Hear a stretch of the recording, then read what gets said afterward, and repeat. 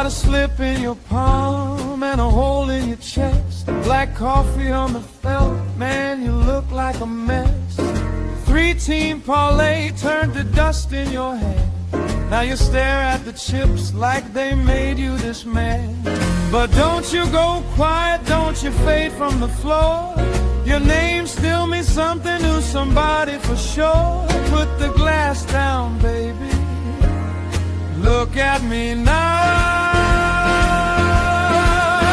Hold on, hold on. Not tonight, not now. Hold on. Let me pull you out. That bell bites hard, but it don't get the crown.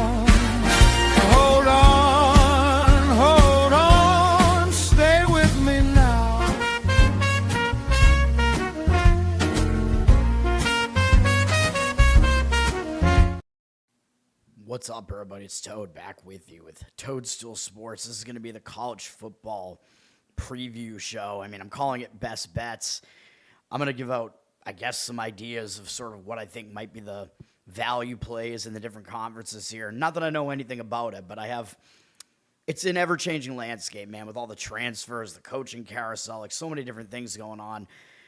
If you saw me do this show last year, and basically I have the odds in front of me, and then I'm looking at how many returning starters are there for each team? Like, who are the big transfers that are kind of involved in some of these teams? What were the major coaching changes, et cetera? And then this year we do have completely changing conferences too. The Pac-12 is back. It's reformed with teams that are sort of lesser conference teams have moved up into that new conference.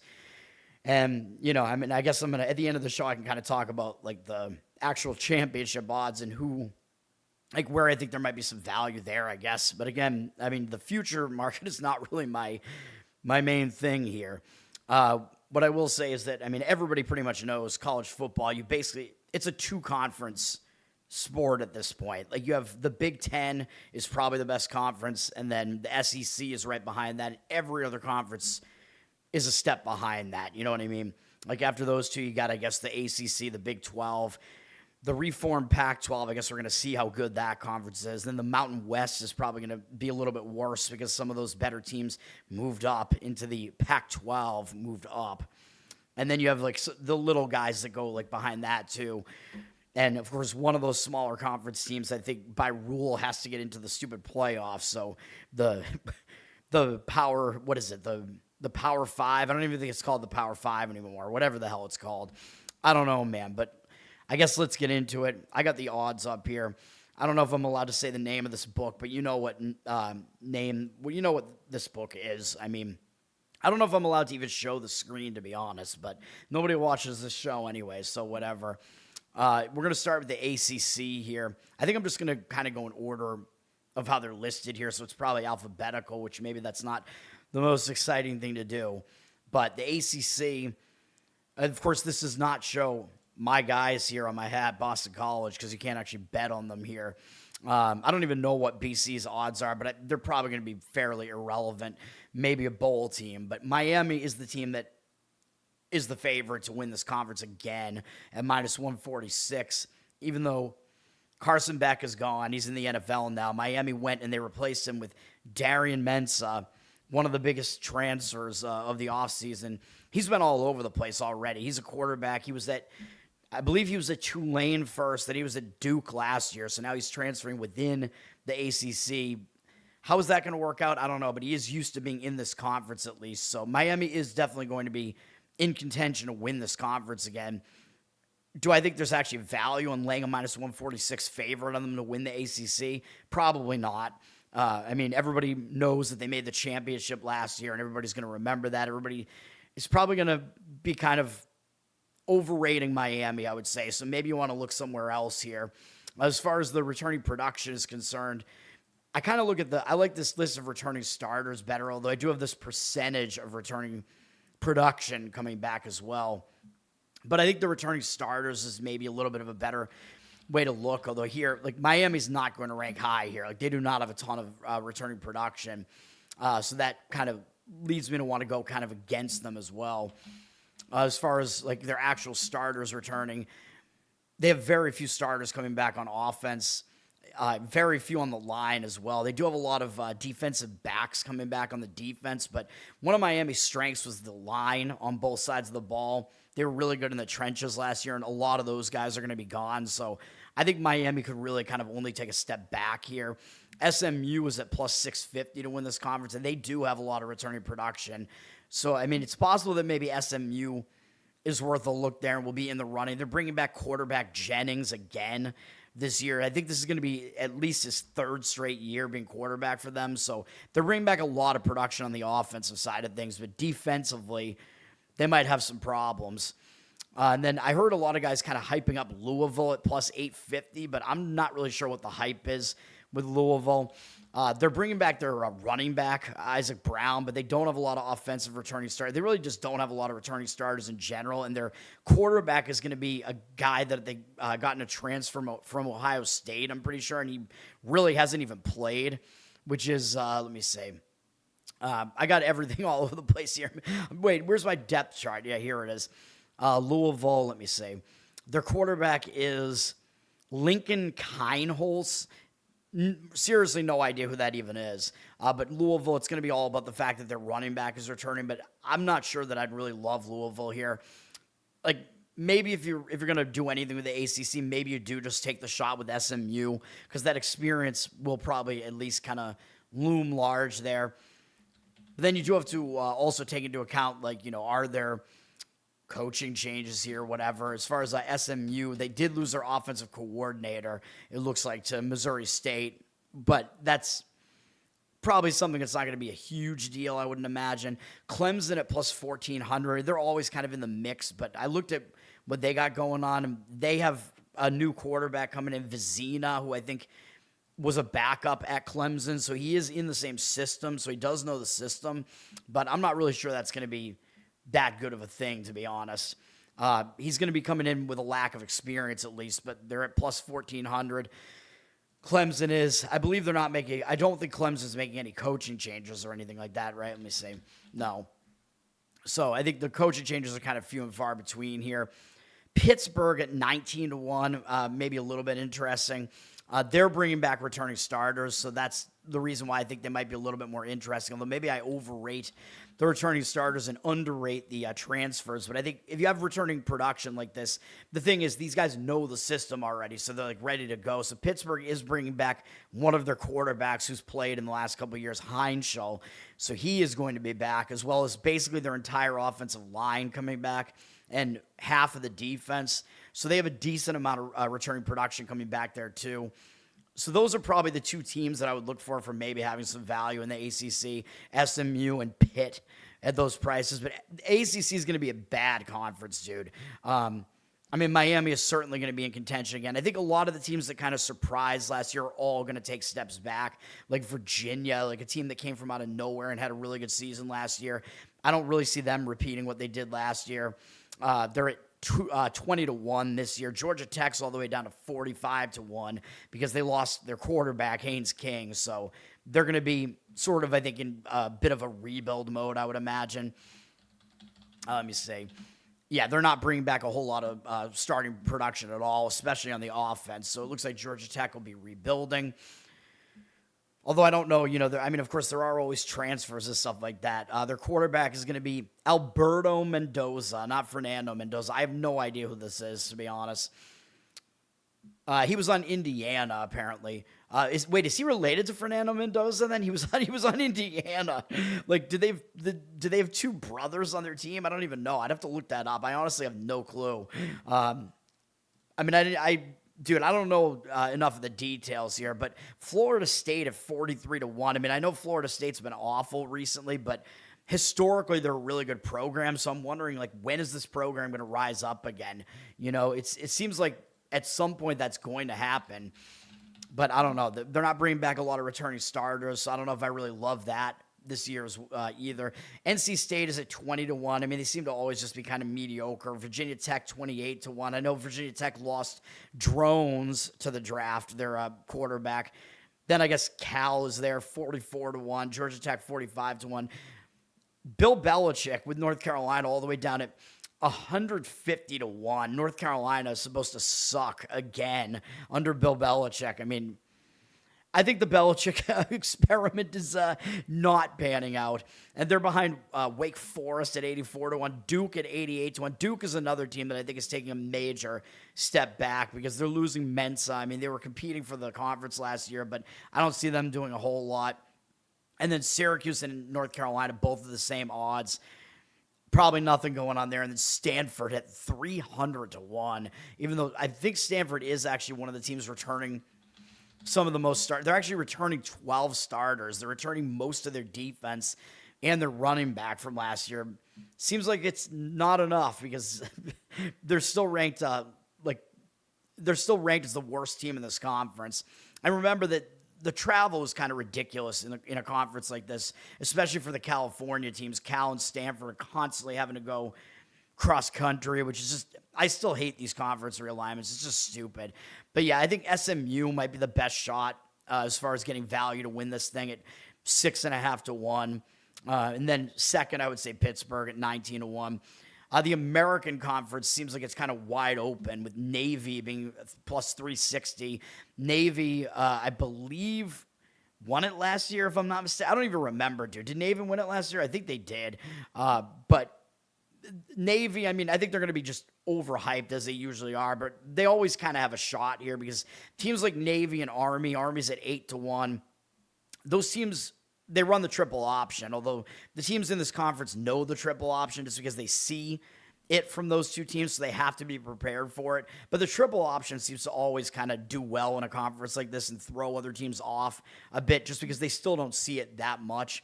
And I think Army at 8-1 might actually be an interesting look in this conference because it's a totally wide open conference. They're bringing back their quarterback, Helms, and they're bringing back 11 starters, which includes most of their offense.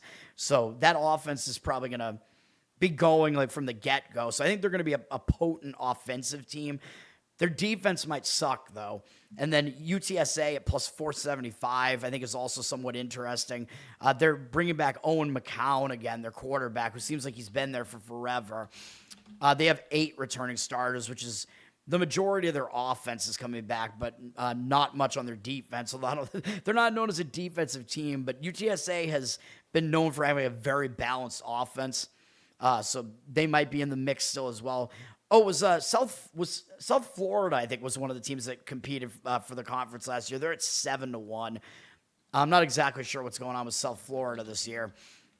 They're bringing back almost nobody, so it seems like South Florida is sort of in a bit of a rebuild here. So I don't know if I love that, although I don't really know what kind of transfers they're bringing in here.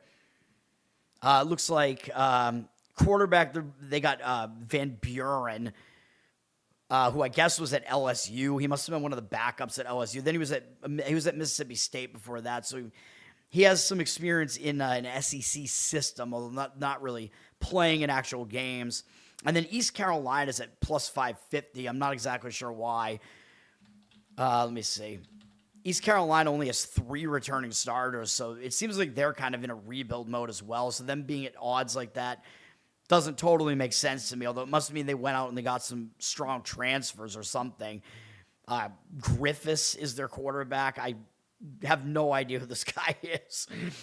So I don't know, man. It looks like he was at Texas Tech last year, though. Didn't play a whole lot. So he was in a good system over there. They have a good offense, but I don't know, man. I mean, to me, I think UTSA and Army might be the teams to look at because, again, it's me with the returning starters.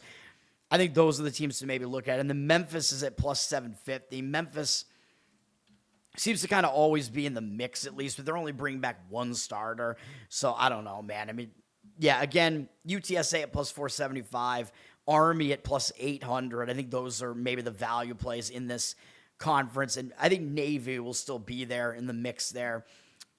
As far as Navy's returning production, let me see. Navy is bringing back a lot of guys, too. They're bringing back more than half of their defense and about half of their offense as well. Not their quarterback or running back. So they're bringing back basically their entire offensive line. So Navy does have returning production here as well. Just they're losing some of their offensive skill players. Then Tulane at plus 850 is sort of in the mix. They, I believe, changed coaches.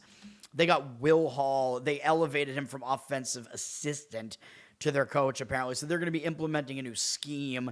We'll see how long that takes there. They don't have a whole lot of returning starters either, so I don't know. I'm not too high on Tulane. Taking too long to talk about this shitty conference, but again, you got what I think there as far as maybe value. Big 12, one of the bigger conferences here. Texas Tech is the favorite to win this thing again at minus 115. They kind of ran away with the conference last year, but I don't know if I love Texas Tech, man. It's just they put a lot of money into the program, oil money, so they can kind of just go out and buy players. They are returning a lot of guys, though. Not their quarterback, though, Morton, who got drafted by the Patriots. But they're bringing back multiple running backs, wide receiver, a tight end, and more than half of their offensive line, plus more than half of their defense. So Texas Tech does have a lot of returning production here. So that's going to be interesting. They must have gone out and gotten some quarterback here. Let me see. They have Will Hammond, who is, I think he was on, I was going to say he was one of the quarterbacks on Texas Tech. He filled in for Morton, I think, when Morton was hurt and whatever. So that's actually not that bad either. Texas Tech is just going to use a guy that's already been in their system for 2 years. So Texas Tech, they're definitely going to be competitive again in this conference. Although I don't know if there's going to be value there because everybody just loves the Texas Tech offense and they looked really good last year. I'd be looking more towards BYU or Utah here, though. BYU is at plus 550. BYU is bringing back a lot of guys, including their quarterback, I'm pretty sure. Bear Bachmeier, he's coming back for a second straight year with BYU. They're bringing back almost their entire defense and like half of their offense. So BYU should basically hit the ground running. And the thing to like about BYU and Utah in this conference is that they're the only two teams that play like a physical style really in this conference. And that, I think, throws these other teams off because these other teams are a bit more focused on finesse, for lack of a better word. Like, the physical teams tend to be more tough, and that's why Utah has always been really good in, like, the Pac-12 and the Big 12 because they're one of the only teams that does that. BYU kind of does that as well. Utah at plus 750 is interesting. They lost their they lost their coach. They do have their quarterback back, Dampier. He's coming back for Utah. They lost their coach, Whittingham, who's been there for forever, which you might think that's going to cause them to take a step back because he's going to Michigan. So maybe, but the thing about Utah is they've been planning on this, and they have elevated one of their other coaches who's already been in the system to their head coach, which is, let me see, he must be listed. Oh, I guess he's not listed here. I don't know. But Utah, I forget the guy's name, but Utah has elevated a guy who's already been in their coaching staff for multiple years to coach, and he's going to run the same system that Whittingham did. So I think Utah is going to still have some continuity there. So I don't mind Utah here. Utah's only bringing back 5 returning starters, though, which does include their quarterback, though, Dampier. But that dampens the hype for Utah a little bit there because I'm assuming Whittingham is taking some of his guys over to Michigan with him, too. And then you got Kansas State at 14-1. I don't know exactly what what there is to necessarily love about Kansas State. Although I think they underperformed last year, though. I will say that. They're bringing back 9 returning starters, which does include Avery Johnson, their quarterback. So they do have some continuity there on the offense. They're at 14-1. Houston's at 15.5-1. A lot of this, I'm just kind of flying by the seat of my pants here, man. Houston is bringing back a lot of starters, though. They're bringing back Wegman, their quarterback. They're bringing back most of their wide receiving core. So it's going to be a lot of similar guys there. And they're bringing back a lot of their defenders as well. A lot of their defensive backs coming back. So Houston with a lot of returning starters here with 12. So Houston, I guess there are some things to like there. Then, I don't know, after that, you got TCU at 20-1, Arizona at 22-1, Arizona State at 25-1. I believe Leavitt left Arizona State. He was the top-ranked transfer, the quarterback from Arizona State. He was hurt at the end of last year, I believe. He went to LSU. So I think he's going to be the starter for LSU maybe this year. He's gone from Arizona State. Then you have Oklahoma State at 29-1. One thing I forgot to talk about was the drop-off with North Texas in the American Conference. They're at 30-1 now. Their quarterback, who was really good last year, Mestamaker, he's on Oklahoma State now, I'm pretty sure. So Oklahoma State may improve their offense a bit with him there. As far as Oklahoma State, they're not returning a lot of starters, though, so I don't know. But they might see some improvement there. Baylor at 49-1. Baylor looks like they're taking a step back. I know their quarterback got drafted. They're only bringing back 5 starters. So their quarterback, Sawyer Robertson, is that his name? He got drafted, I think, somewhere in the NFL. And then after that, I mean, I don't know. The rest of the teams in this conference not considered to be particularly good, let's say. Probably a drop-off for UCF this year. Colorado, of course, no longer a Shadur Sanders or whatever, though I don't think they had him last year either. And Iowa State is considered to be the worst team in the conference now because basically their entire team is now Penn State, which I'll talk about next when I get to the Big Ten. But, yeah, I think as far as the most value here, I would probably say BYU at plus 550 because physicality plus a lot of returning starters. I always kind of like Utah, and Utah was kind of my pick last year, but I'm looking for value here, right? So usually I'm not going to be saying there's value on the favorite unless I really think there is, but I don't really think there is with Texas Tech there. So, and maybe Houston, just because of the amount of returning production they have there. They might be in the mix. It's kind of a weak conference, so we'll see. And then as far as TCU, I actually don't know what their returning production is kind of limited. They're bringing back a decent amount of their defense, but their defense wasn't even good, so only 8 returning starters there for TCU.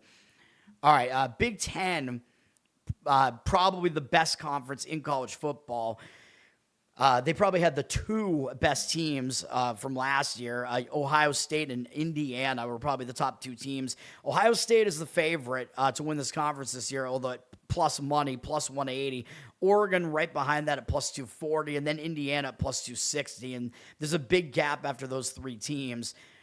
Ohio State's going to have some continuity because Sayin is going to be their quarterback, and they're bringing back 11 starters, also including Bo Jackson, their running back. Is he Bo Jackson's son or something? I don't even, or he might just be named after Bo Jackson, I think, because his father likes Bo or something. I think maybe Bo Jackson's a multi-sport athlete. I don't know. But Ohio State's bringing back most of their offense, although not much of their defense. But Sayin will be entering his 2nd season. I'm pretty sure, yeah, that means there's going to be some decent continuity here. So Ohio State, I wouldn't write off Ohio State. Like, they might be the pick to actually win this conference at plus 180. Oregon at plus 240 is interesting.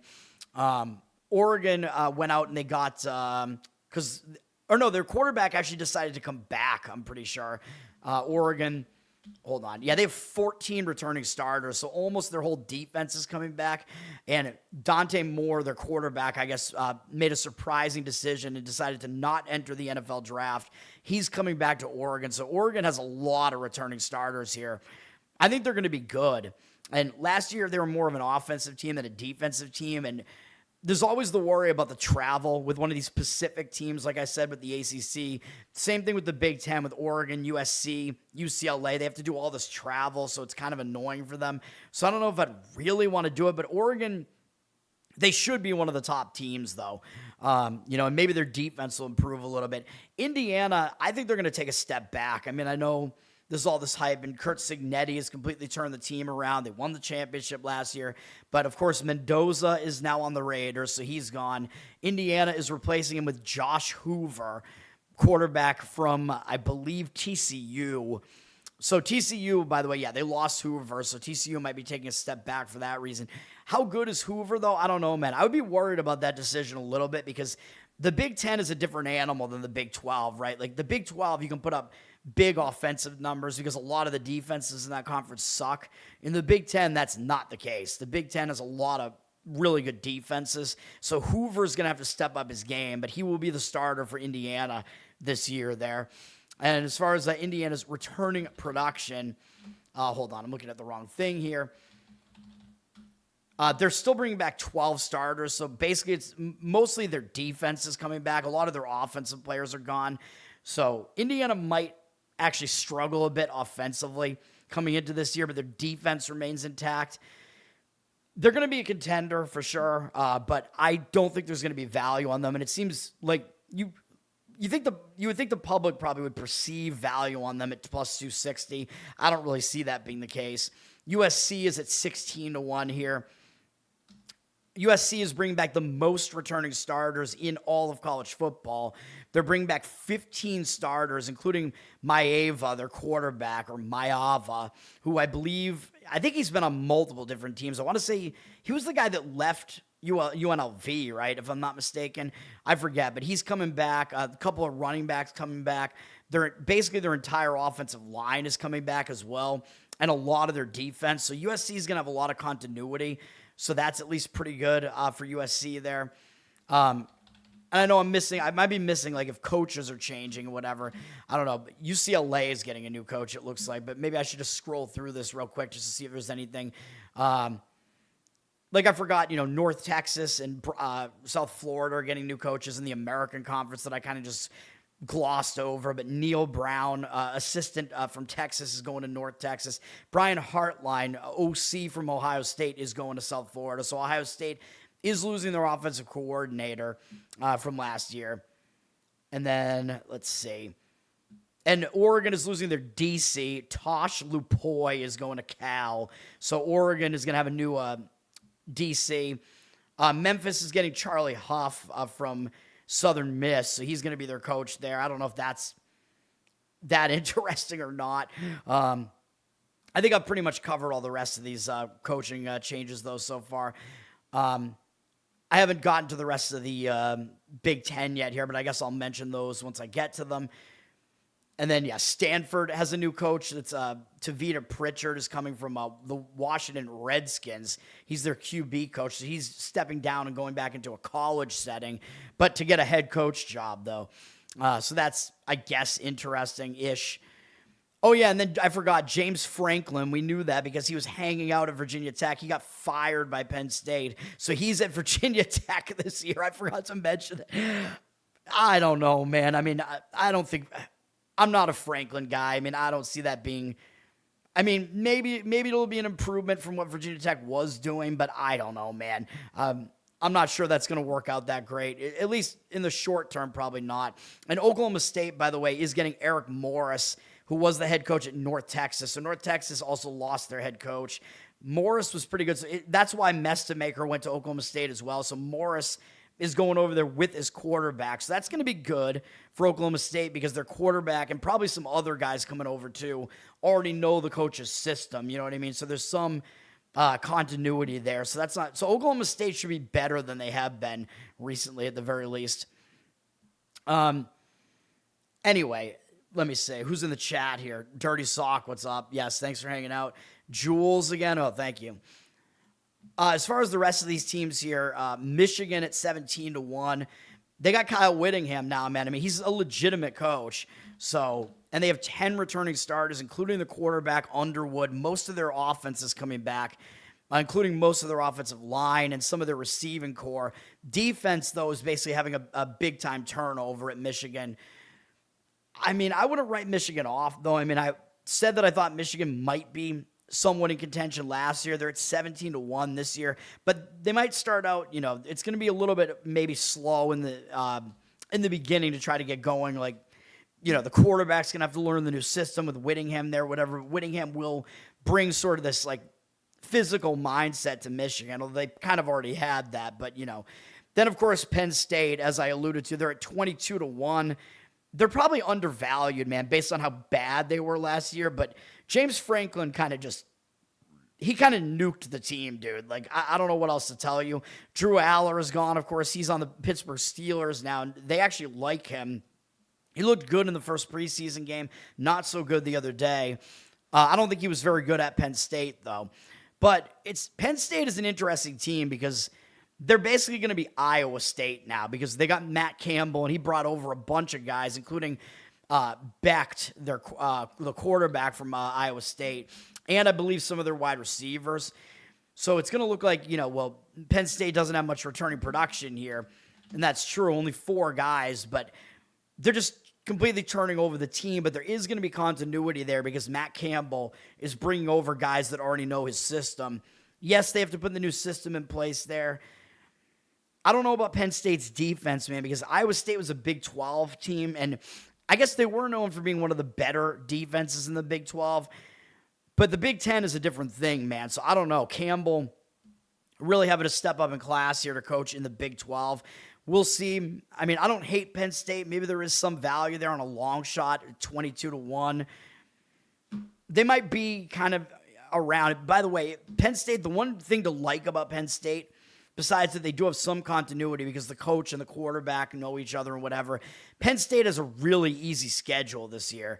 That's one other thing to look at. Like, if you look at their schedule, hang on, let me see if I can bring it up here.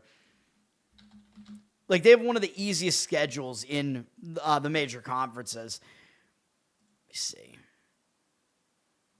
Looks like ESPN might... Oh, but ESPN doesn't have their schedule yet, I guess. Yeah, I don't know what's up with that, but I thought the schedules were out already. I guess we don't know the actual order of teams yet, but we know who the teams are going to be playing, I guess. But yeah, Penn State has a really easy schedule this year, and I'm pretty sure they're avoiding like all the better teams. I think they avoid all three of Ohio State, Oregon, and Indiana. I think Penn State doesn't have to play any of them this year, if I'm not mistaken. So that's going to be interesting. So they might be in the mix just because they have such an easy schedule. Washington's at 24-1. I don't know if Washington's really that interesting or not, although I think they do have some decent returning production. Yeah, they have 11 returning starters, mostly on the offense, including DeMond Williams Jr., their quarterback. So they have a decent amount of returning production there for Washington. But I forgot to mention them. They're another, of course, Pacific Coast team that's having to travel a lot here. Then, I don't know, we got Iowa at 42-1. Iowa seems to always be good defensively, but I think they lost like Gronowski, who was their quarterback. With Iowa, they can kind of plug and play their quarterback a little bit, though, because a lot of times they just focus more on the rushing attack and the defense. But Gronowski was kind of a guy that would throw the ball as well, so I don't know. They're going to need to kind of replace that in some way. And then I don't know if we really love any of the rest of these teams. The Big Ten is very top-heavy. Even though it's a good conference, it's like a bunch of good teams at the top, and then the rest of these teams kind of suck, man. Like Wisconsin, I mean, they have not been able to get back to that level that they once were at 13.5, or at, what is that? At 135-1. That is, yeah, ridiculous. Nebraska 150-1. So Nebraska, Raiola is gone. And he has gone to, I forget where. Where did Raiola go? Let me see. I know he went, I know he was one of the big transfers.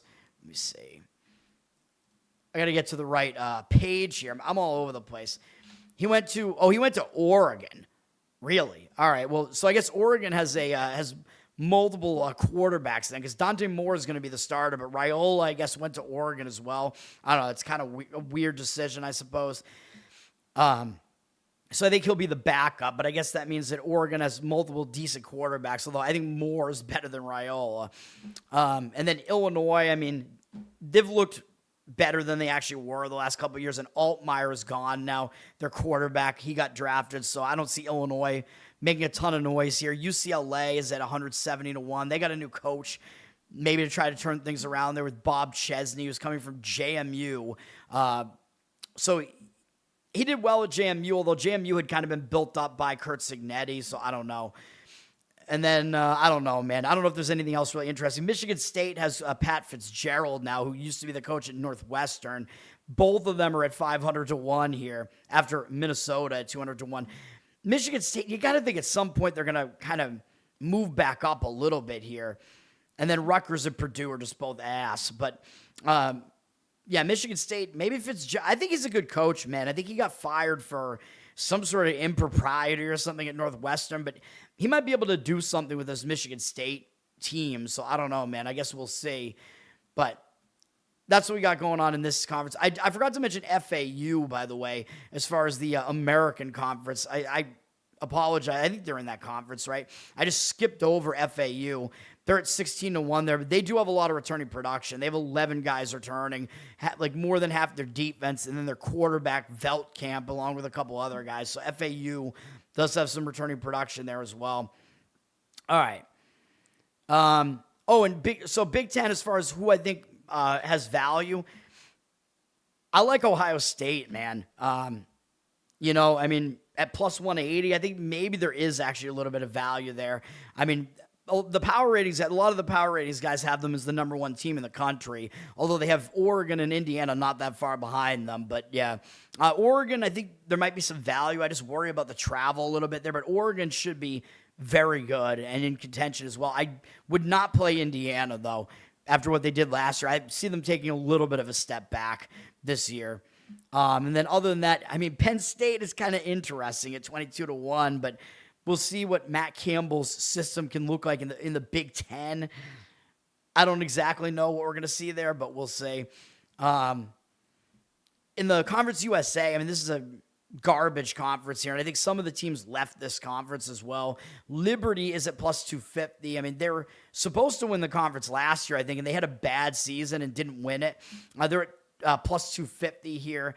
I don't know what their returning production looks like. They're returning 10 starters, including their quarterback, Vasco, and a bunch of their offensive line. So their offense should be decent and ready to go again. Western Kentucky is at plus 370. They're usually kind of in the mix in this conference as well. They're only bringing back 6 returning starters, though. It does include their quarterback, Tisdale Jr. I don't know. And then, let me see. Jacksonville State at plus 540. They've kind of been one of the, I think they won the conference last year, right? They're bringing back Creel, their quarterback, and half of their defense, but only 8 returning starters there. So I don't know if that's really that great for continuity. Delaware is at plus 600. Delaware might be a little bit interesting. They're bringing back a lot of starters, a lot of their offense. Minicucci, their quarterback. Minicucci, the Italian guy, although I call him the tight pussy. That's what I call him. They're bringing back a decent amount of their O-line and some of their other skilled players here. Yeah, I mean, Delaware is kind of interesting, I think. They were new to this conference last year, but now they have a year under their belt. Maybe we will see something from them. Kennesaw is at plus 720. Kennesaw was kind of in the mix to win this conference last year, too. Only 6 returning starters there, though, and they went from being a team that was new to FBS and being like literally, I think, the worst team in FBS a couple of years ago to last year actually being in the running to win this conference. So, although I think, I'm trying to remember because some of these teams I think might have been in the Sun Belt too. I don't remember though. And then Florida International is at plus 780. Kennesaw is plus 720. FIU's only bringing back 5 starters. I don't know. But probably a lot of like transfers going on and stuff. And then after that, I mean, the rest of these teams, I don't know. New Mexico State, 19-1. Missouri State, 26-1. Missouri State, I believe, lost their coach. Middle Tennessee at 50-1. And sometimes they're like a competitive team. It looks like not really at this point. And Sam Houston has fallen way down at 80-1. Yeah, I don't know if there's a whole lot else to say about this. I kind of like Liberty, though, in this conference. I've heard some professional guys not like Liberty, but I think they had an unexpectedly bad season last year and kind of underperformed, and they're bringing back a lot of guys, so I don't know, man. That's the way I kind of lean, and then I kind of like Delaware at plus 600 in that conference. Those would be the 2 ways I would look there for maybe some potential value. The MAC, it says no Mass schools. I thought UMass left the MAC, though, didn't they? I don't know, man. The MAC, of course, Sacramento State is in the MAC now, which is completely ridiculous. Sacramento State, yeah, let's have a California team just play in the fucking MAC. Yeah, it totally makes sense. They're at 30-1. They're not going to do anything, man, although times are bad for Kent State and Ball State if they have worse odds than Sacramento State to win this conference. Sacramento State is moving up to FBS as well for the first time, so there are going to be some growing pains there. As far as this conference, Miami, Ohio has the best odds to win it at plus 300. I don't know how much value there's really going to be there with them. Let me see. Is Miami even here? Let me see. Yeah, Miami, Ohio is bringing back 9 returning starters, not their quarterback, but like half of their offense is coming back. Their offense has been good, but I don't know. And then Western Michigan is at plus 400. Western Michigan was interesting. I forget which team won this conference last year, but Western Michigan is returning 11 starters, including Brock Lowry, their quarterback, a lot of their offense, and pretty much their entire secondary, but the rest of their defense is gone. And I think they were one of the better defensive teams in this conference last year, so having this turnover on defense might not be great, but You got to like the returning production on offense, though. They're at 4-1. Toledo is at 4.5-1. Toledo's interesting, although they're only returning one guy, so I don't know. Toledo is bringing in a new coach, so he might be bringing in some of his guys. Mike Jacobs coming up from Mercer. So I'm wondering if he's bringing up some of his Mercer guys, but they're going to have some growing pains coming up from FCS. Toledo's always kind of competitive in this conference, though. And then Ohio is at plus 650. Ohio's usually in the mix in this conference as well. Only bringing back 6 returning starters, though, for Ohio. Central Michigan at 8.5-1. I mean, I'm not really so sure what there is to love about them, but they're bringing back 8 starters. They were, I don't think, really that great. And then Eastern Michigan with our guy Noah Kaniga, they're at 11-1. Although, actually, it looks like Kaniga looks like he's actually gone. I don't know. Where is he, man? Did he transfer? I have no idea. My jersey is useless now. Eastern Michigan is bringing back their quarterback, Kim. So I don't know. I'm going to have to look and see where our guy is now, man. And then, I don't know. Bowling Green is usually seemingly decent in this conference. They're at 17-1. I don't know. It's a terrible conference, though. They're only bringing back 3 starters. And then Buffalo after that. Buffalo and then Akron. Buffalo plus 2,100. Akron plus 2,700. I don't know what to think about either of those teams, really. I mean, just kind of whatever. I mean, the odds are what they are for a reason. I don't know, man. As far as this conference goes, I kind of like Western Michigan's returning production here to kind of get them hitting the ground running. And they're losing a lot of their defense, though. I mean, Toledo is interesting. We'll see what they do under their new coach. And then, I think that's, I mean, maybe Western Michigan is the team to look at plus 400, but I don't know. I don't like this conference at all. Why are you rooting for Liberty? They have a lot of weird shit going on, man. They're Jerry Falwell school, so they're a massively Zionist school, and they have some weird, I don't know. They have some weird program where they take pregnant young women in and then steal their babies away. Fuck Liberty. One of my cousins went there, but still, fuck Liberty. Very, very, very sketchy school. Yes, ball sack. I didn't even think of that. Hopefully they play each other this year. I don't think every team plays every other team in the conference, but because it's split up into 2 divisions, it's a big conference, so I don't know if they're playing each other or not. We'll see. I think it's split up into East and West, so basically all the Ohio schools are on one side. Ball State is in Indiana. I honestly don't even know which half of the conference Ball State is even in. But Sacramento State obviously will be in the West part of it, which is usually, it's like most of the Michigan schools pretty much. But then, oh my God, the travel spots are going to be so ridiculous.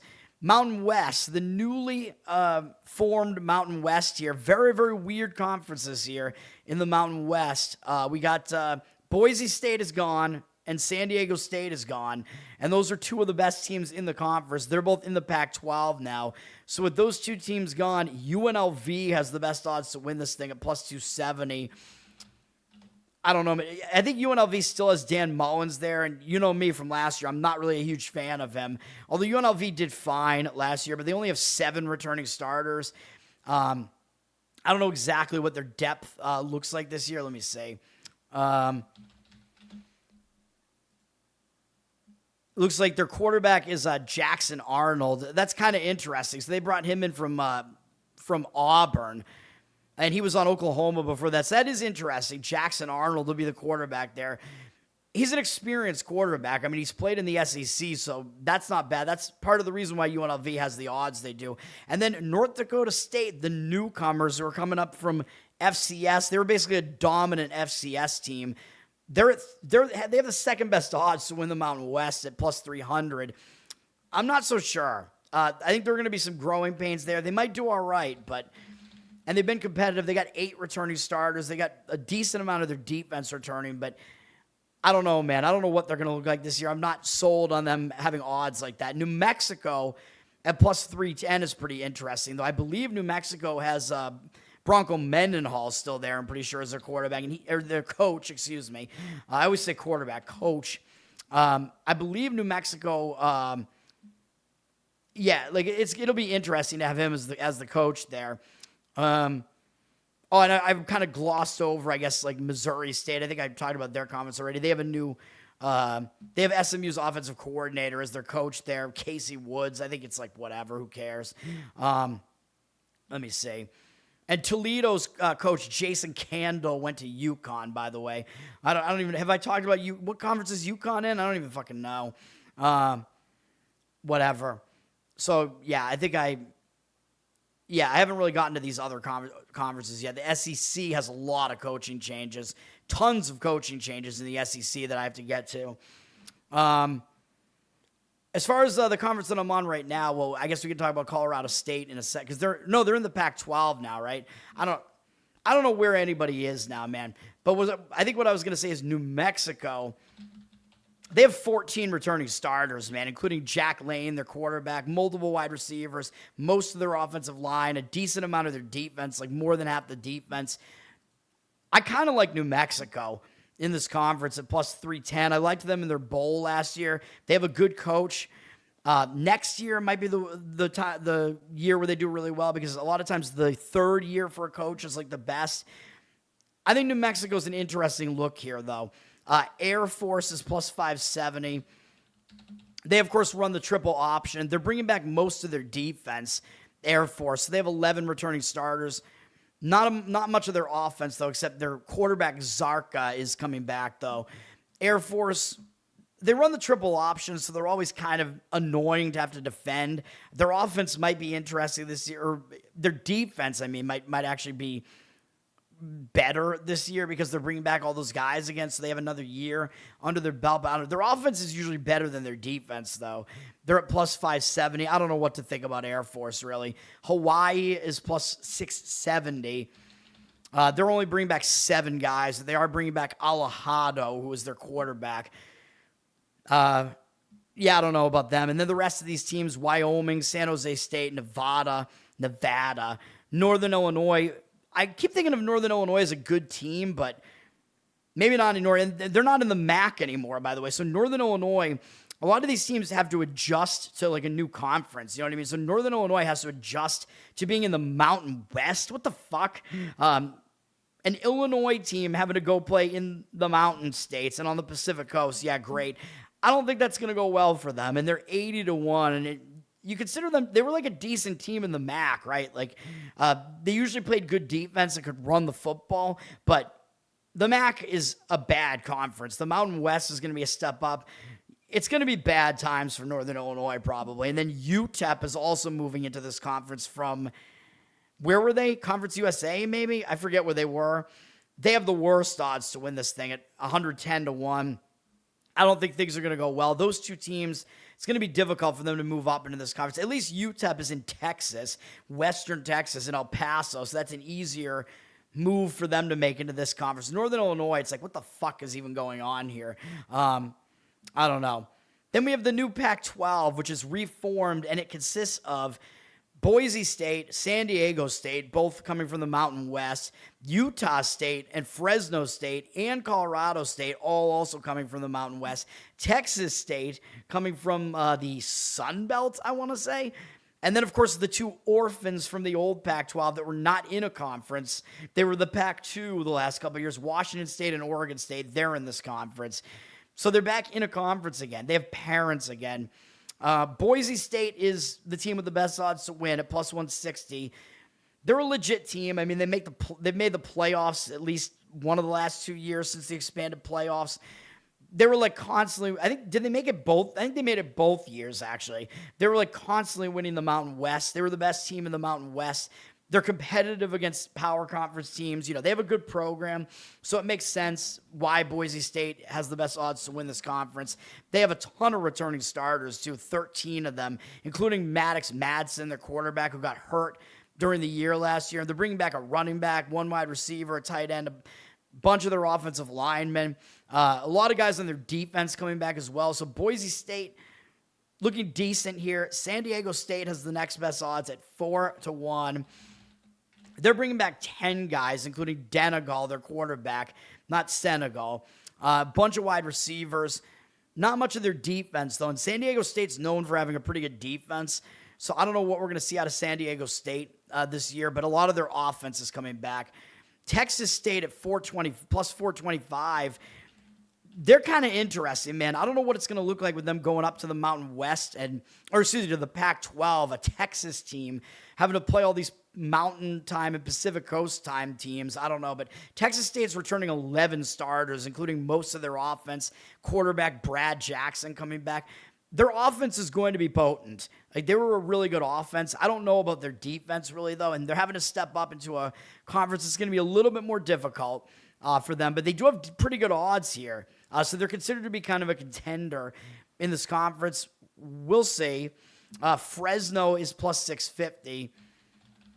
They're bringing back 13 starters, not their quarterback, though, but most of the rest of their guys are all coming back. I don't know who their quarterback is going to be. Let me see. Usually in a case like that, you're seeing transfers. Their quarterback is Christian Martin. It looks like he's a red shirt. He was on Maryland, apparently. I don't know. I don't know much about him. We'll see. But Fresno does have a lot of returning production. Washington State is plus 950. I don't know what to think about them. I believe they got a new coach. Yeah, Kirby Moore is their coach now, who was at Missouri as the OC before. Somewhat interesting. I believe Moore, I'm trying to remember. Like, I don't know. I associate his name with something Pacific Coast, but I'm not sure why. I don't really remember. I don't remember why I was thinking that, but maybe something. I don't know. Washington State, let's see. They're only bringing back 5 returning starters, though. Nobody on defense. Yeah, we'll see. We'll see what they can get out of their defense, man. Utah State at 16-1. Utah State bringing back 9 returning starters, not their quarterback. I don't know, man.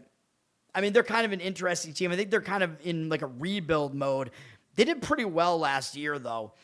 Actually, are they the team that has Bronco Mendenhall now? Maybe they're the ones that have Mendenhall. I forget where these coaches are now, man. But yeah, right. As far as I forgot to talk about the Mountain West. I forgot to say what I thought. Yeah, I think New Mexico is the way to look in the Mountain West at plus 310. If I didn't make that clear, yeah, I like New Mexico in the Mountain West at those odds. Anyway, yeah, Pac-12. Yeah, Utah State, I don't know if they interest me that much. Oregon State is at 19-1. They're bringing back 10 starters, including Malik Murphy, their quarterback, who used to be on Duke, I believe. Somewhat interesting. A decent amount of returning production from Oregon State here. And they have a new quarterback. I always say quarterback. A new coach, Jamarcus Shepard, who was one of the offensive coordinators at Alabama. So he's going to be there. Interesting, I guess, but they're not considered to be really in contention here. And Colorado State at 33-1. Colorado State only 4 returning starters. That's probably part of the reason why they're going to be in rebuild. Look who they're bringing in. Jim Mora is going to be the coach for Colorado State here now. Playoffs? Don't talk about it. Playoffs? You kidding me? Playoffs? I just hope we can win a game. Another game. Not that Jim Mora. That's Jim Mora Sr., but I believe this is Jim Mora Jr. So that guy's son, I believe, is who this is. He was in, if it's the same Jim Mora I'm thinking of, it's got to be him, right? This is Jim Mora Jr. Somebody correct me if I'm wrong, but he was in the NFL for a while. He's moving from UConn to Colorado State here. I guess we'll see what he can do out there. As far as this conference is concerned, I kind of like Boise at plus 160. I mean, they're probably going to be the team that everybody's going to pick, though, so that worries me that maybe there's not that much value there, but I think they're going to be able to win it. I mean, a lot of returning production. They're almost like sort of a power conference team given the schedule that they usually face, although the out-of-conference schedule, they usually test themselves. They face like a really difficult out-of-conference schedule. Their conference schedule won't be particularly difficult. I don't know. So, yeah, I mean, that's still the way that I'm kind of looking. Texas State is definitely interesting, but I worry about their step up into this conference and their defense.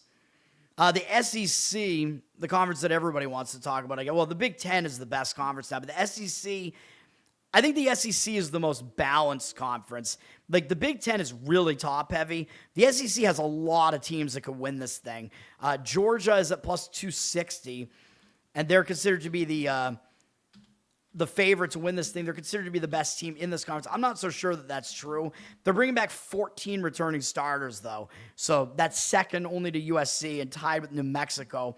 And Notre Dame, actually. I should talk about Notre Dame in a second because they're not even in a conference. So I should talk about them in a second as well. After the SEC, maybe I will. Georgia does have Gunnar Stockton coming back, their quarterback. They have most of their offense coming back, and almost their whole defense is coming back. And we know Georgia, known for their defense, whatever. Don't know if there's going to be that much value there, although Stockton with another year under his belt, they definitely should be good. There's no doubt about that. Texas is at plus 310. The problem with Texas is they have a really difficult schedule this year. Texas has one of the most difficult schedules, and not just because they're in the SEC, but just the specific teams they have to face and their out-of-conference schedule are all difficult. So Texas, they could definitely lose some games just because of how difficult their schedule is.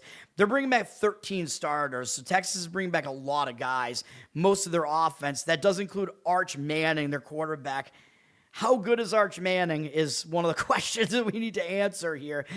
He gets shit on a lot, man. Of course, he is he's the son of which Manning is he the son of? Cooper Manning, maybe? I think that's right. So I think he's the nephew of Peyton Manning and Eli Manning, I believe. You can correct me if I'm wrong about that. I think he's better than sort of all the, what's the word I'm looking for? Like, he gets a lot of hate, I guess, let's say. I think he's better than that, but he wasn't great last year, so I don't know. But they're bringing back more than half of their defense here, too. Texas will be good again, but very difficult schedule for them. Alabama is at plus 850, and I believe this is going to be Alabama's third year under DeBoer, if I'm not mistaken. Is that right? So usually a team steps up a little bit in the third year with a coach like that. However, they only have 7 returning starters. They always reload, though, through the transfer portal and whatever, so I don't know how concerning that really is. Alabama, their quarterback is going to be Keelan Russell, it looks like, is listed as their starting quarterback right now, if these depth charts are right. So he's a guy that's a young guy in Alabama's system already, and he's coming up. I guess that's who it's going to be. I would take this with a grain of salt, though, because there are a lot of guys. This is just their depth chart right now. But there are a lot of guys in some of these quarterback depth charts right now, so we don't know for sure necessarily. The season's about to start, so this is probably pretty close to accurate. We'll see. I mean, Alabama, I think they've actually been underrated the last couple of years, but I don't know. With the lack of returning production, I'm not sure I really love that. LSU at 9-1. But I think Alabama will be in the mix here. LSU is bringing back 8 starters, and of course, Lane Kiffin is now coming over to LSU so that he can, I don't know. Well, actually, I was going to say, Whit Weeks, yeah, it's him, right? The Weeks brothers. I think they used to have 3 Weeks brothers on the defense. Whit Weeks, I think, is the one that's dating Lane Kiffin's daughter, but maybe I'm wrong. Maybe I have the wrong Weeks brother. But I was going to say he's going over to LSU just to, like, keep his daughter's boyfriend in line or something, you know. I don't know, but it'll be interesting with Lane Kiffin going to LSU. LSU has definitely disappointed the last few years, but their quarterback, of course, Nussmeier, is not going to be there anymore because he got drafted. I forget where he is now, though, in the NFL. We just saw him play, and I already forget what team he's on. LSU is going to have, like I said, Leavitt is going to be their quarterback.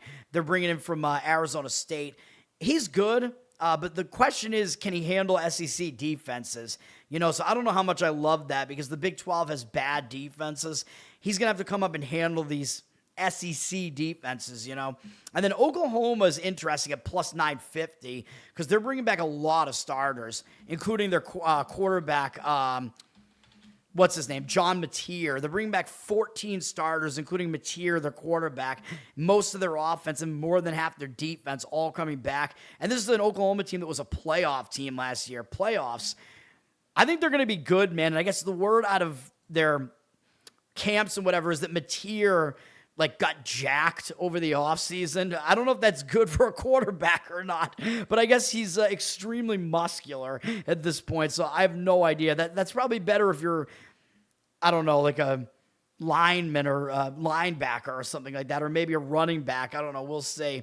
I kind of like Oklahoma, though, given the amount of returning production, whatever. Ole Miss is interesting as well at plus 1150. 11.5 to 1 for Ole Miss, man. I just skipped over Ole Miss. Where are they at? They're bringing back 10 starters, including Trinidad Chambliss, who I think had to petition the NCAA to play another year, and he's back. He's doing that. He was their quarterback in the playoffs last year. He looks good. They're bringing back a little bit less than half of their starters, which is pretty good in this day and age. Ole Miss is definitely interesting, but they're losing Lane Kiffin, of course. And they're bringing in, who's their coach now? Pete Golding is going to be their coach now, who is moving up. He was their defensive coordinator. He's moving up. I think he might have coached them, because remember Lane Kiffin left before the playoffs last year. I think Golding was their coach during the playoffs, so that's not too bad. Like, that means there is continuity there because he's already a coach in the system, so the system will kind of remain the same. So that's not too bad. As far as the other teams in this conference, Kentucky has Will Stein. Oregon's OC is coming in as their coach now. A lot of coaching changes here. John Sumrall from Tulane. So he left Tulane. He's going to Florida now. And Florida lost, I already forget who the hell their coach was last year. Auburn has a new coach coming up from South Florida, Alex Golesh. Memphis's coach is now going to Arkansas, Ryan Silverfield. So a lot of these lower conference coaches are moving up into the SEC this year. Interesting. And I think that's about it. I forgot to mention Kent State as a new coach this year. Mark Carney, who was elevated from their offensive coordinator position over in the MAC. Who cares? Kent State's been awful, so I don't know. I think they're still in the MAC, right? Or did they move out of the MAC? I don't fucking know.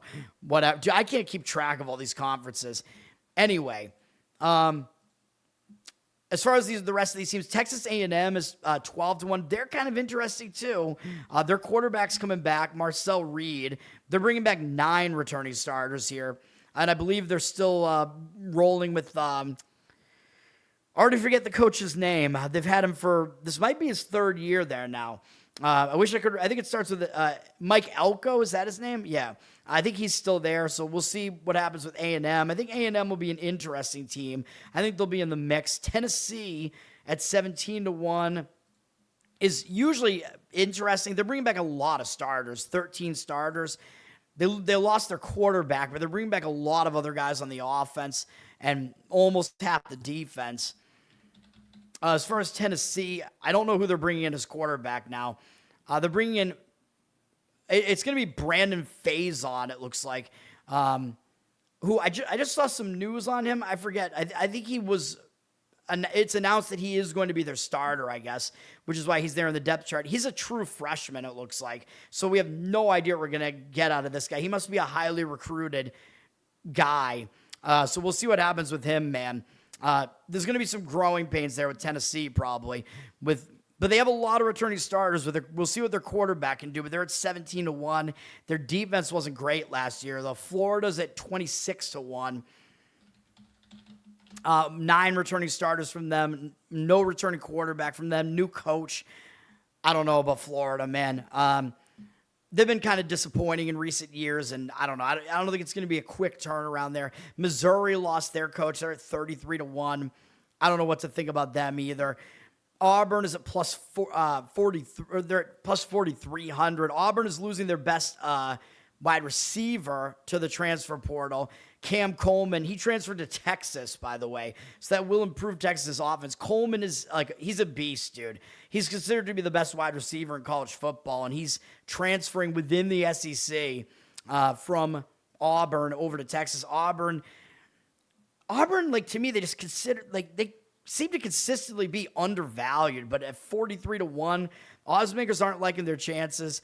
South Carolina with, I think, Beamer ball still there, right? Beamer's son, I think, is still there. 52 to 1, not a whole lot to like there. Kentucky with a new coach has bad odds. Plus, they're 150 to 1. Vandy is 94 to 1, even though Lee, is that his name? Lee, their coach, he turned that program around, man. But Diego Pavia's gone, and he was in the Ravens camp, and the Ravens said, nope, we're done with your shenanigans. So I don't know what's going to happen to Pavia, but Vandy, without him, they're going to take a step back. I don't know how severe it's going to be. And then Mississippi State and Arkansas are the bottom dwellers here. Mississippi State's, you'd think they should be kind of on an improvement trajectory at this point. They made a bowl last year, I'm pretty sure. I don't know. And then Arkansas lost their quarterback, Taylor Green, so we'll see. And we'll see what happens there. And they have a new coach there, of course, as I mentioned. So I don't know, man. As far as the value going on in this conference, Georgia at plus 260, even though they seem to be overhyped, but Texas has a lot of returning production, but their schedule's really difficult. Georgia, I think there might be some value there, maybe, but I like Oklahoma too at plus 950. I think Oklahoma, with all the returning starters there, pretty dangerous team there, man. And now that the program's pretty used to playing in the SEC, And I don't know. I mean, A&M is interesting at 12-1 down there too. So I don't know, but yeah, I would say Georgia or Oklahoma. Maybe Oklahoma as more of a little bit of a longer shot, just because Georgia. Everybody thinks Georgia's going to win the conference, so that's the thing. Like, I don't love it when a team is the sort of the public team, and then we have the Sun Belt left. JMU is still considered to be the top team in the Sun Belt at plus 270. They won it last year, of course, but they only have 3 returning starters, and they lost their coach now. So I don't think there's that much value in looking at JMU here. Old Dominion is second in the conference at plus 420. They only have 5 returning starters there, though, so I don't know, man. I mean, you might have to look and see what the transfers look like there, because there's obviously a reason why these teams are why they have the odds that they do. Quinn Hennicle is going to be the starter for ODU here. I think he's been their backup the last couple of years, so I guess they're elevating him within the same system. So, I mean, sometimes that's good because he knows the system already. There's some continuity there, but we will see. And as far as what was the team? Oh, James Madison. Yeah, what the hell did they do? They're bringing Camden Coleman is their starting quarterback here. He is a redshirt junior, and it looks like he just hasn't played before. I don't know, man. We'll see. I think probably some growing pains here with JMU this year. And then Louisiana, which is Louisiana Lafayette, formerly known as, plus 750. Let me see. Louisiana, where are they at? There they are. They have 9 returning starters, including their quarterback, Lunch Winfield. A lot of their offense is returning at the very least. Maybe they're going to eat their lunch. I don't know. Or eat the other team's lunches. Troy has been interesting in this conference for a while. They're plus 800. Troy has 7 returning starters, including Goose Crowder, their quarterback, and their other quarterback, Tucker Kilcrease. They both were starters last year at various points, which is why it's listed that way. But entire turnover on their defense, though. We'll see what they can do. Marshall is at plus 800 here. They're bringing back 9 starters, including their quarterback, Carlos Del Rio Wilson. Interesting. Like the majority of their offense is at least coming back. So Marshall is somewhat interesting. Where I think Marshall, if I remember correctly, they were weren't they Southern Miss? Or no, Marshall was the team where everybody got cleared out and went to Southern Miss, I'm pretty sure is what it was. So Marshall was totally rebuilding, and they actually were kind of surprising. They did all right last year. And then Arkansas State is at 11-1. I think they were an all right team last year. They're bringing back 10 starters. Arkansas State is, but not their quarterback. Let's see. And then I don't know about the rest of these teams. I know Southern Miss has a new coach. They're not considered to be very good. I think Louisiana Monroe might have a new coach as well. Actually, maybe I'm wrong. No, Coastal Carolina does, but they're not considered to have good odds here. I don't know. I don't know a whole lot about the Sun Belt, but I don't know. I think Louisiana or Marshall, maybe, those teams returning a decent amount of starters. I think one of those teams, Or maybe Arkansas State. They're returning a lot of starters too. One of those teams, there might be some value there. But I don't know much about the Sun Belt. So that's all the conferences. And then we got, let's look at the championship future odds here. Oh, I forgot to talk about Notre Dame. Notre Dame being a power team, but not in a conference. Notre Dame's returning a lot of starters, 14 starters, including Carr, their quarterback, almost their entire defense. Their defense has been good. Their whole offensive line is coming back too, but they have a new running back again because their running backs keep getting drafted. They're going to be good. Again, there's no doubt about that. And Notre Dame has a ridiculously easy schedule. Like I had mentioned that you might want to take a shot on playing Notre Dame to go undefeated in the regular season. Their schedule is ridiculously easy.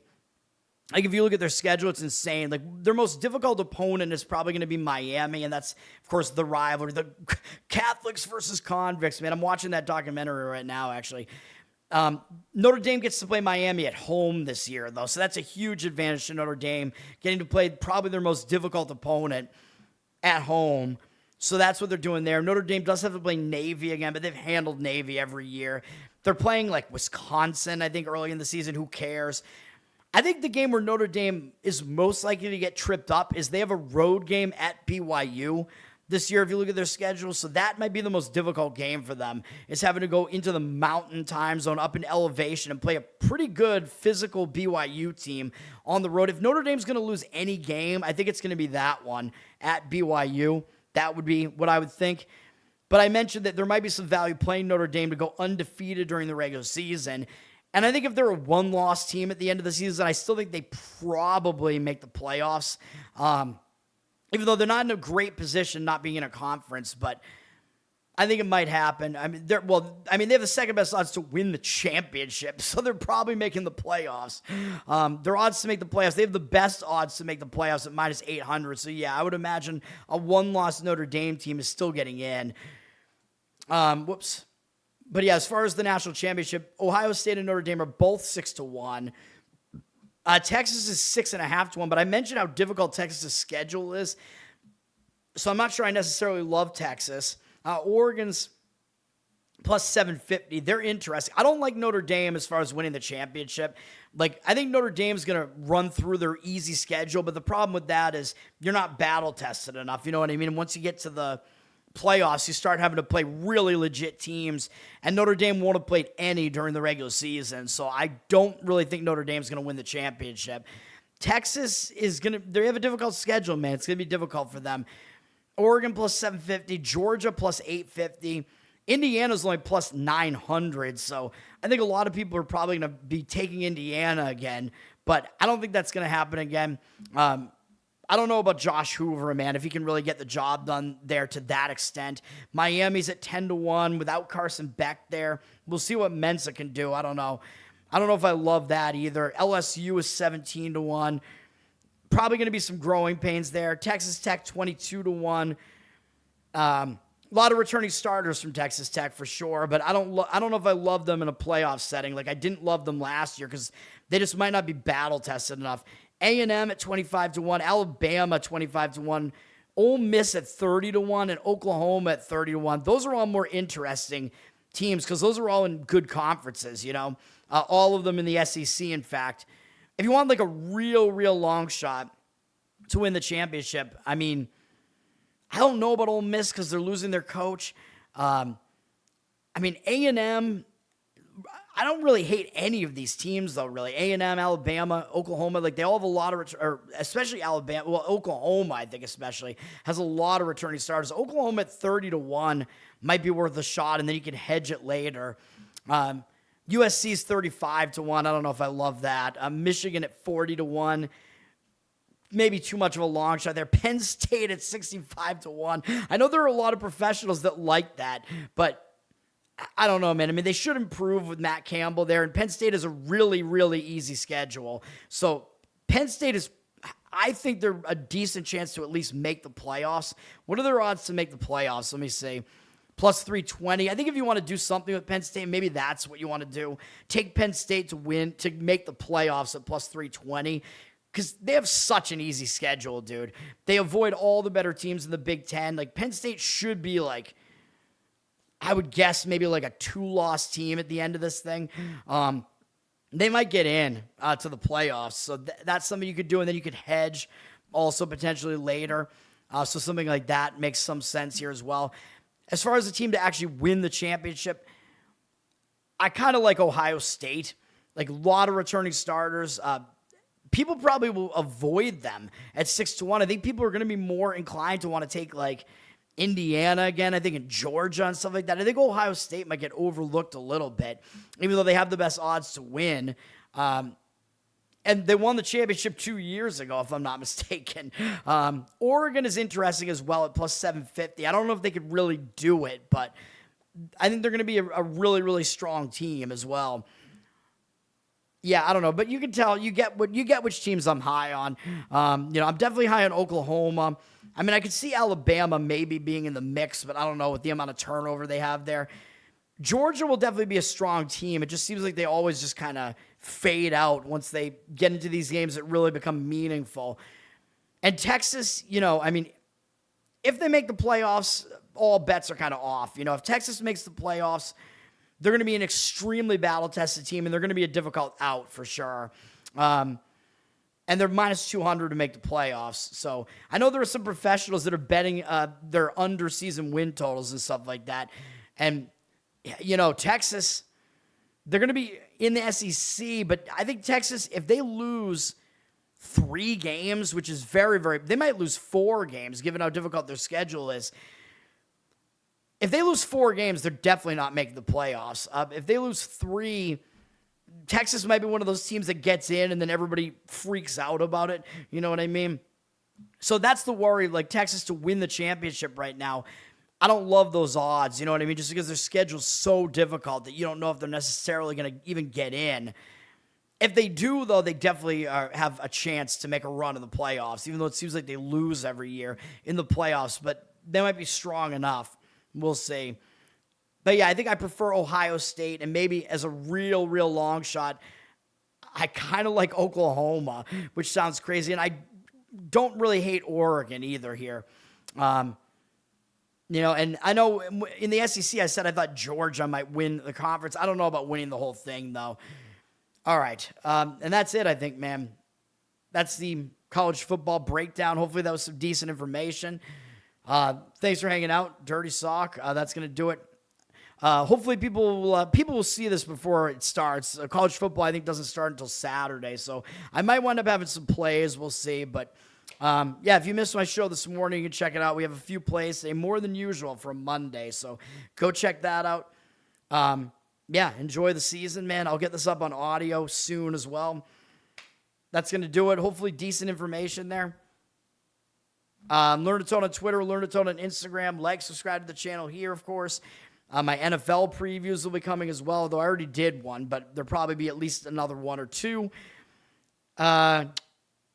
We're on audio. Check it out there. Apple, Spreaker, Spotify.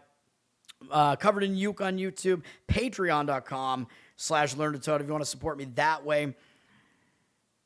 Losercast every Tuesday, and the New York Giants G-Spot podcast. And that is it. Yes, sir. Peace out. If the dark starts talking, hand me the phone. Let somebody answer, let somebody know. You do not have to lose this round alone. Hold on, not tonight, not now.